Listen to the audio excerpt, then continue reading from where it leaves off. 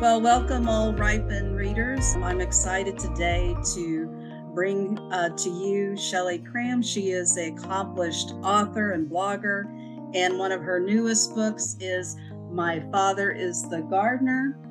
It's a devotion, and we are so happy to have you here today, Shelley, to share with our readers. And we just kind of want to delve in a little deeper into your experiences and your gardening experiences. So if you would just share a little bit with our readers and just even about how you got into gardening. Oh, thank you. And it's just so great to be here. I'm so excited to discover your magazine and just very excited and just want to bless what you and your husband are doing with this magazine. It's wonderful because there is no better way to appreciate God and especially his word, but in the garden. And so I'm so glad to see these two things come together, faith and gardening. It's my life's work, so we are co-laborers here. But I got into gardening basically because of my great grandmother. There's always someone in the family, usually someone in the family that passes along just that love for it. I mean, she was a flower gardener mainly, and I grew up in the California area, and she was in the Valley of California in Fresno, and so it was always very hot to go to her house, but you would have never known it because she was just devoted and dedicated. Every time we went to her house, it started with a tour around her garden, what's blooming, and she'd have a little rose in her hair, and it just her love, her enthusiasm for it is what hooked me. And then, little pieces keep adding along the way. You meet other gardeners, or certainly gardening books and gardening radio and magazines, and everything just continues to draw you in. So I just always knew from a little girl that that's something that I wanted to connect to when I was older. There is so much generational knowledge that gets passed down with gardening, and that's wonderful. It is, and I think it's both faith and gardening that comes along to us, because it's like, as I say, both the passion and so that was my great grandmother's house. The house where I grew up, though, we were on a hillside. We didn't have a garden per se, but we had a deck with lots of pots. And my mom, I just always remember her enthusiasm too, planting her pots and putting in different herbs, and then also her enthusiasm for cooking with herbs, especially translated to me, and her just general love of passion of for garden for cooking with fresh ingredients and everything. So it just all just connected me to the joy. This was something fun. This is what I caught on early on. And so, despite the mess, despite the mud, despite the bugs, despite the heat and the sweat and the disasters along the way, still that joy is just forever in my heart. So keep trying, keep going. Yes. You've already told us a little bit about the connection of how you got into the gardening, but how did that connection happen with faith and gardening? How did you bring them together? How'd that happen for you? Oh, well, that happened to me, and my life has been changed forever. It was actually another book, a little book called Secrets of the Vine by Dr. Bruce Wilkinson. And that is a book that where he was going through the verses of John 15, just of those few first verses, about 10 verses, where Jesus says, my father, I am the true vine, and my father is the gardener. And then he goes on to say that he's the vine and we're the branches, and very famous, well-known passage. But in that book, he went and stayed at a vineyard and just followed the vine dresser around for days, watching him work, and just kind of watched the principles that Jesus was teaching come alive through this man's handiwork, through how he tended those vines day in, day out, just run of the mill, normal vine dressing work, which of course, vine dressing, like there's gardening and then there's vine dressing. That's like a whole other devotion, right? I have one grapevine and it's very neglected, but it's a whole nother level of devotion and dedication, and just to know each little grape cluster and make sure it has enough leaves around it, and then pruning back branches when you have too many branches. All this kind of thing went into his book, and it just sparked me. I was new in my faith. I was just kind of grabbing in every direction, trying to understand this big, thick Bible. I did not read it growing up. I did not go to church growing up. I just really didn't have a good connection. I couldn't even understand all these books, and there are different time frames, and some of it's really old, and what is going on in this book. But somehow when I read about the vines and the ground and just connecting to the earth, it just grounded me. It brought it into the realm where I could just really engage. And I never stopped, after that book was over. It's a little book, so after that, so we're like, well, what other plants are in here? You know, what else is in here? What else relates to garden? I was already interested in gardening, so just to fuse those two together, it was just a love affair. It just and so, but looking for more, you know, I couldn't really find even the things, you know, there might be devotionals that are, oh, the garden of scripture, that kind of thing, but it was actually never really like gardening, like dirt, you know what I'm saying? And so I was like, ah, the book I wanted to read just became the book I had to write. And so we just dug in and looked at all the different scriptures that relate in any way, gardening metaphor, gardening practices, you know, everything from watering to composting, pruning, it's all there. It's all there. So it's very fun to unearth all of that and quite an adventure. Well, the book My Father is the Gardener is not only a wonderful read, wonderful devotions to have, Yeah. but it's a beautiful book. And Yeah. it is so beautiful. Now you have a background in botany. Am I understanding that correctly? Actually, no, no. Okay, My background is my undergraduate degree is in psychology, and then my background is in architecture. I went on to work in architecture after that. So my background really is in the structure, which kind of translates to botany in a way, you know, the there you structure go. of plants, but just also with a big heart for art and architecture. And so, you know, I mean, God is beautiful. He's just beautiful. And studying the plants and the landscapes and the gardening concepts really ushers you in to his poetry and really the way his word is structured. There's so many layers to it, and it's so wonderful, and it just kind of ushers you into that beauty. And so, my first book was a devotional Bible, which included all, you know, was the devotions were included among the whole all the scriptures, the whole thick Bible, which didn't leave a lot of room for pictures. So I knew this next book coming out, I just wanted it to be illustrated. I wanted the you know the beauty to grab your heart as much as the word. And sometimes when you're tired at night, or if you've been gardening all day, or I think, you know, sometimes you can all you have left is the energy to glance. And so even that, I wanted to just be, you know, people to be captivated with that. So we had a great opportunity. We worked with a local artist to create a lot of original illustrations for the book, including the cover.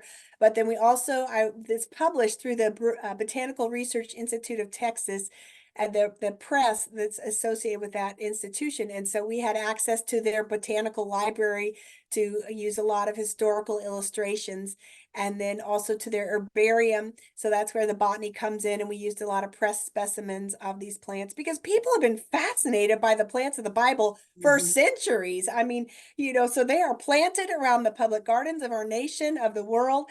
They are pressed in herbariums all over there. We're, you know, long time traditions of going back to Palestine and the land of the Bible to search, you know, search the natural history. So it was just really fun to unearth some of that and bring that historical, that ageless, you know, ageless quality to the book.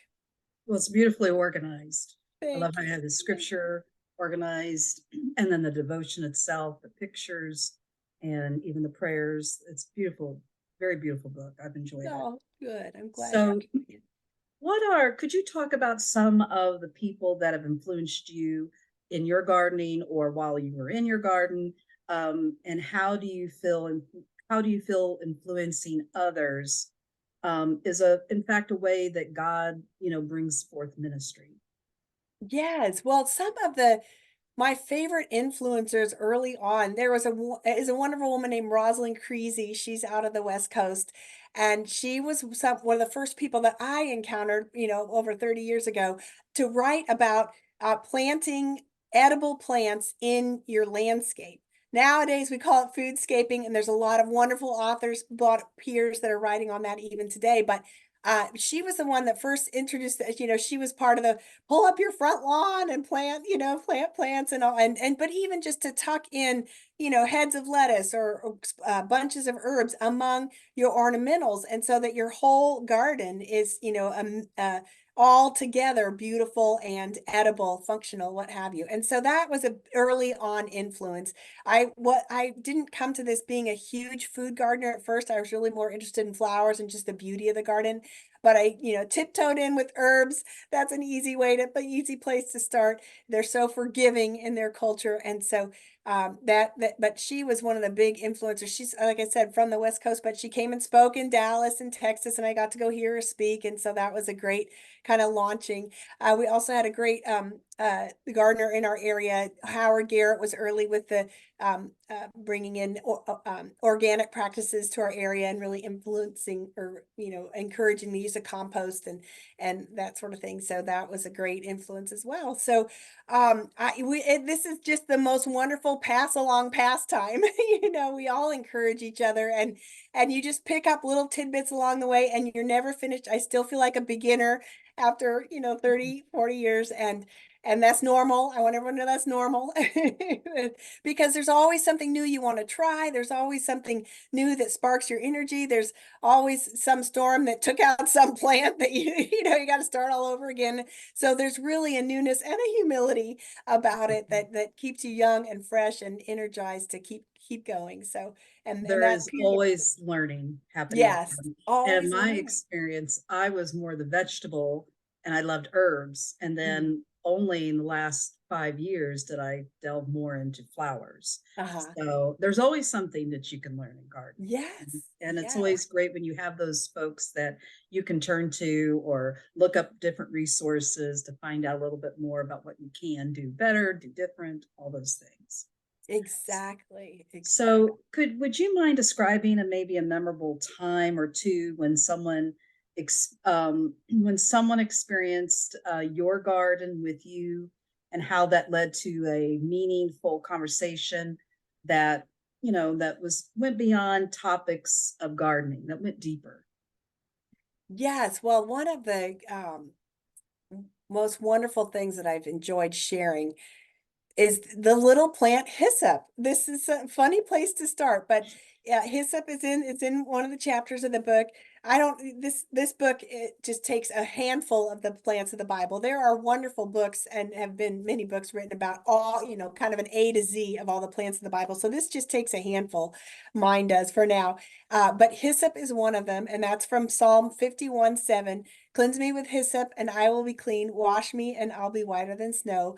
And that verse, as I started writing about it, I thought, well, what is hyssop? I've never, I don't understand what this plant is. It's not a common plant to us here, at least in America or in my Texas garden. And so, I ordered one online. At first I tried seeds, and it was um, it's a harder plant to start from seed. It's from the mint family. So it actually does better if you root it in water, let it grow its little roots and then plant it, or else it volunteers wonderfully once you've got it in your garden, which is so mysterious because it's hard to raise by seed, but it obviously can raise by seed because it volunteers. But anyway, once I started having this little plant in my yard, of course, it multiplies very hardy. It loves our climate. So it's gotten much bigger. So I just keep sharing it. And that has led to just some really meaningful moments. So first of all, my one of my good friends who helped me get started in all this and helped me with so much of the plant research, I would, as soon as my plant was big enough, I divided it and gave her some, and she, oh my gosh, she just keeps going, especially dividing it and giving it to more and more people, and it just brings us close to that. Another favorite thing I love about it is that while it was a part of the cleansing ritual. That's why David's saying, "Cleanse me and I'll be clean." It was part of the cleansing ritual out of Leviticus, but it is the probably the last herb that is, or plant that is raised to Christ's face as he's on the cross.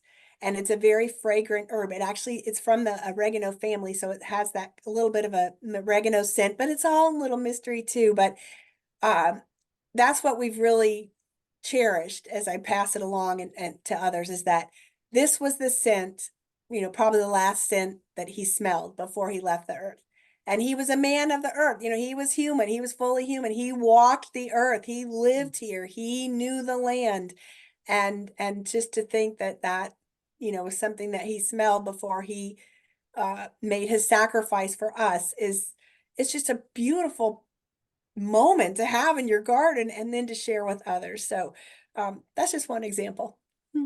I have some hyssop as well in one of my herb beds, and I think I got it at a maybe some plant sale, but it is beautiful. It has that scent that you've spoken about, and I've never thought about sharing it, and I Yeah. didn't know that I could maybe put it in water to do that. what a beautiful way to maybe open the door to some deep conversations like that. That's great. Yes, It's really yes, wonderful. yes. So, in our society, it's very busy. There. And I know that you're a mother and you're a mother of five, correct? Yes, Yes. yes. So you know what it's like to be a busy mom. And I've met a lot of people who sometimes feel that gardening is a struggle or maybe they can't do that. But what kind of suggestions would you give a young family that wants to maybe start a garden but not sure what to do and how to do it with young children? Well, my first suggestion is definitely do it. Dig in, jump in. And the second suggestion is, as we were just talking about, is that be very forgiving with yourself. This is not an adventure in perfectionism by any means. It is an adventure in life. It is an adventure to engage or to put the phones, put the phones down and go outside and play. So you're outside with your kids, and they love it. They gravitate to it. They as they're young, as they're young, they like to be dirty, and they like to get their hands in the dirt. They like to be interested in what you're doing, and they like to, especially if you're growing some edible things, even if it's just herbs that they can nibble on the leaves, or that just brings them right into this is the food. This is how God feeds us. This is how this is how harvest. This is what it is to harvest things. It's just a wonderful interactive way, and it doesn't have to be pretty and perfect. And it also, again, just be forgiving. Some things come along and maybe you don't get to spend as much time as you thought you would, or maybe you bought some plants and then all of a sudden the weather turned and they died, or you forgot to water them. Just keep going. Just keep going. There's always a lesson there. And also just, where usually what happens is you put a bunch of effort into one area and it flops, but then over here, something you totally neglected ends up flourishing. That's God's humor too. So there's a lot of God's humor out there in the garden. That's why you need to garden to be out there with that. Right. Yes, But there is. it's a really wonderful gift you can pass along. And I didn't, I have to say, I'm confession, I did not garden a lot with my kids when they were little. And they are just now starting to, as young adults, starting to turn to gardening as they, have their own homes and things like that. So I didn't do it perfectly. I'm not the happy family with all the kids gathered around, but it is sweet because they definitely, I think when they think about gardening and they hear something about gardening, they always think of mom and think of mom's faith. And dad too. Topher, my husband, helps me out there. He's got a lot of crops with me too, and he adds to the fun. So I think they do think about home and God and family when they think about gardening, and that's good. That's a good That's wonderful. association. Yeah. So what are your maybe few favorite flowers or things that you like to grow in your own personal garden? Yes. So one of the things my little challenge over the years, I'm still working on it, is to grow the flowers of the field. So I love that verse. Jesus mentions that in Matthew and Luke, flowers of the field, or in Luke he says, consider the wildflowers and how they grow, depending on your translation. And then that's also a phrase in the Old Testament too. And so I am forever challenged to grow those flowers of the field. That's referring to the wildflowers in the spring in the Holy Land. They are red wildflowers, and there's actually a succession of bloom. There's a succession of flowers that bloom over the weeks. And so the first starts with crown anemones, and most of these are bulbs. So crown anemones and tulips, and another little flower which is akin to the ranuncula family. And then you can throw some chrysanthemums or chamomile in there too. Those are some white, daisy-like flowers. But and then poppies are at the end. Now, the poppies, of course, come from seed. But so it's this red profusion. Like in Texas, our wildflowers, we are blue in the countryside in the spring with our blue bonnets. But in the Holy Land, it's red with these red crown anemones and red tulips and red little ranunculus-like flowers. So and poppies. So I am forever trying to master that in my garden design. And so I plant a lot of those bulbs. We plant them here right after Christmas is a good time to put them in the ground. We're still pretty warm through Christmas. Now we're cold, but so I look forward to doing that at the Christmas time and watching those kind of unfold. Some years I've put them in pots, but then like poppies get really tall and they kind of flop all over the place because they're wildflowers. So there is this kind of wild element to them. So to try to kind of corral them in a garden is an adventure. That's one of the things I love to grow as flowers wise. Then also lilies. That's one of my new things on my or newer I'm gonna try this year. Because I visited some gardens over the last year, and just to have those big lilies like the trumpeted lilies, like a it's a Madonna lily, which is like the Easter lily, but some of those they grow a little bit taller than your tulips or what have you, and they bloom later in the spring, but they just have such a pop of joy. So I want to put some of those in this time too. Well, that sounds beautiful. That could even be like a theme for someone's Yes, garden to do. So that's yes, wonderful. yes, Especially if you yes, added those flowers and then you added the herbs that are listed in the Bible. That would be quite a beautiful garden to have. yes, So yes. I mentioned earlier that you are a blogger. Would you mind tell us a little bit more about your site and where you blog? Yeah, so I never imagined that this that this would I would be a website blogger or anything, but it just once I wrote the book, especially my first book, the devotion God's Word for Gardeners Bible, once I wrote it, and you're just going to fall in love with these plants, you're going to fall in love with these verses, and you're going to want to plant them. And so I was able to do the website again to get mostly to give a lot of photography, just to show what these plants are and how you can grow them in your garden, because I that's what I was curious about. And so that's mainly what I write about. Put out a blog every other week, starting in the Lent season. And then I also do a special series through Lent that comes out every week that just about different plants and how you can plant them or grow them in your garden, relate to them, you pray with the, how they can inspire you to pray if some of the plants are mentioned in association with prayer. And then or design with them, or just add these little elements of devotion in your garden. And so And uh, that blog is Garden in Delight. yes, so the website is Garden in Delight because the name Eden, Garden in Eden, when God planted a garden in Eden, one of the definitions of Eden is delight. So I like to think of that as not only did he plant a garden in Eden, but a garden in delight, but he was teaching us to garden in delight, to garden with this element of delight and joy and wonder and beauty. And so that's what the website's about, just capturing that joy and that connection to his word, and just watch him, and even just really listening to him talk to you through what you're doing in your garden, and press things upon your heart, and that sort of thing. So we have like I said, every other week blog comes out, and then there's also a plant guide. So if you're reading a verse and you think, what is hyssop, you can go to the plant guide and look up hyssop, and it'll give you botanical information, how to grow it, how to eat with it or cook with it, garden to table section as well, and with some photographs, just so you can start putting some visual to the words. Well, that sounds wonderful. I'm going to look that up myself because Oh, good. I still have a lot of questions about different things. Well, I just want to thank you, Shelley, for just taking some time today to talk with us, and we really appreciate your wisdom. And I would encourage all our Ripen readers to get out and get a copy of that of My Father is the Gardener. And Yes. we are when we put out our next very good, and when we put out our next issue, Shelley's agreed to allow us to have an excerpt in there, so we will have that in there as well, and other information about Garden and Delight. And again, we just thank you so much for taking time to share with us today. Thank Oh, you. it's been my pleasure. Just wonderful the work you're doing, and glad to be a part of it. Thank you.